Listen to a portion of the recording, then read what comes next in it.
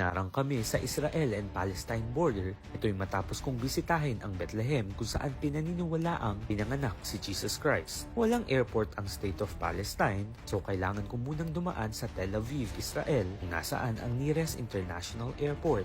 And then from Jerusalem ay sumakay ako ng public bus, took me to Bethlehem in 45 minutes. This is Bethlehem.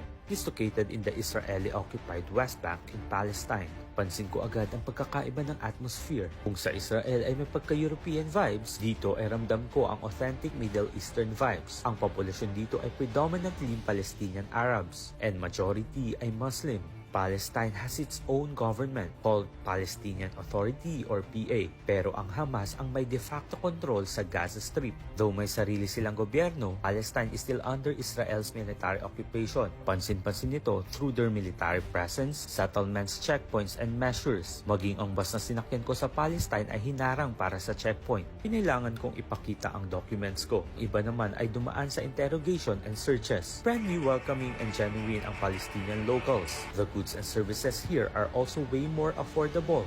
Even if majority ay Muslim, makikita pa rin ang significant presence ng Christianity dito. Dahil nandito ang isa sa pinakamahalagang sites sa kasaysayan ng reliyon at kultura. Ito kasi located ang exact spot saan pinaniniwala ang pinanganak si Jesus Christ. Follow me for more.